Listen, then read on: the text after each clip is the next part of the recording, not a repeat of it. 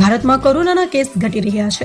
દેશમાં સળંગ 40 દિવસમાં કોરોનાના નવા કેસ 20,000થી પણ નીચે રહ્યા છે, જ્યારે સળંગ 143મા દિવસે કોરોનાના નવા કેસ 50,000ની નીચે નોંધાયા છે। કેન્દ્રીય આરોગ્ય મંત્રાલયે જણાવ્યા મુજબ છેલ્લા 24 કલાકમાં 10,197 નવા કેસ નોંધાયા છે અને 301 સંક્રમિતોએ જીવ ગુમાવ્યો છે। 12,134 લોકો કોરોના સામે જંગ જીત્યા છે, તો દેશમાં કુલ એક્ટિવ કેસની સંખ્યા 527 દિવસના નીચલા સ્તરે 1,29,555 પર પહોંચી છે।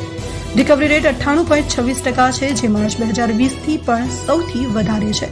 દેશમાં નોંધાયેલા કુલ કેસ પૈકી કેરળમાં 5,516 કેસ નોંધાયા છે અને 39 સંક્રમિતોના મોત થયા છે, જ્યારે 6,705 લોકો સાજા થયા છે। દેશમાં કુલ રસીકરણનો આંકડો 113 કરોડને પાર પહોંચ્યો છે।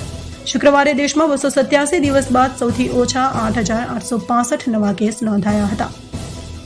હવે વાત કરીએ ગુજરાતની, તો ગુજરાતમાં દિવાળીના તહેવારો પછી અમદાવાદ સહિત રાજ્યમાં ફરી એકવાર કોરોનાના દૈનિક કેસોમાં વધારો થઈ રહ્યો છે। ત્યારે અમદાવાદમાં સૌથી વધુ 100 એક્ટિવ કેસો છે। અત્યારે લગ્નની સિઝન પણ ચાલી રહી છે, તે માટે અમદાવાદીઓએ ચેતી જવાની જરૂર છે। ગુજરાતમાં કુલ 253 એક્ટિવ કેસો છે, જેમાંથી 100 કેસો તો માત્ર અમદાવાદના જ છે।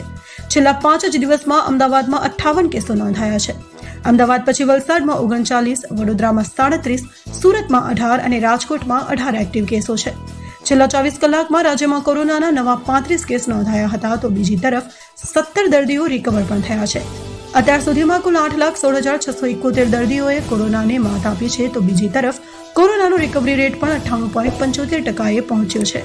રાજ્યમાં કોરોના સંક્રમણથી આજે એક પણ મોત થયું નથી, તો આજે 5,05,556 લોકોનું રસીકરણ કરવામાં આવ્યું છે।